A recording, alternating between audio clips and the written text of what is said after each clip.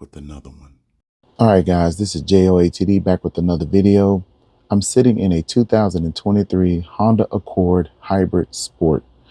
And today we're having problems where when you start the vehicle, you get multiple different warnings across the cluster. Let's take a look.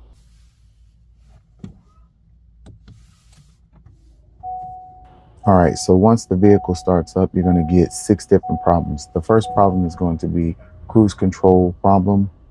The next one's going to be lane keeping assist problem. After that, you have collision mitigation system problem. You got road departure mitigation problem. Auto high beam problem. And electrical power steering problem.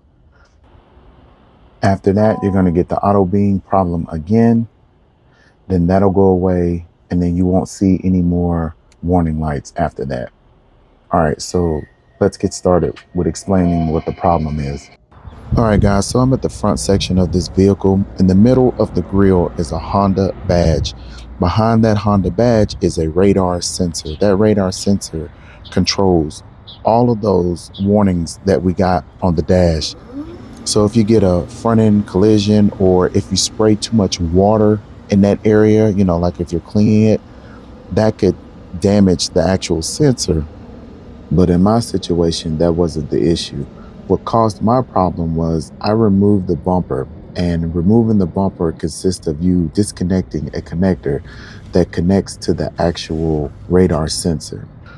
As you can see, I'm underneath the vehicle, and here is the connector that is not connected.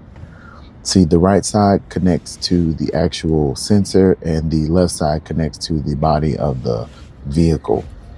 So basically, what I'm going to have to do is connect these two together, and everything should be fine.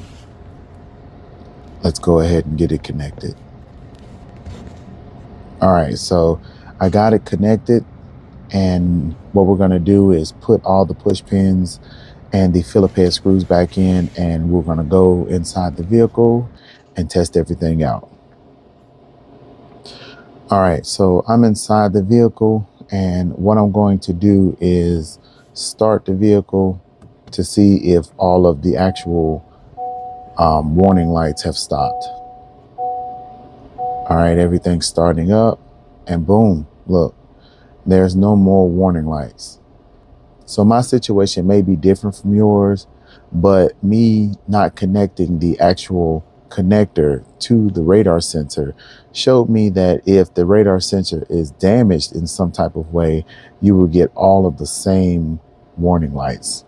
All right, this is J.O.A.T.D. and I'm out.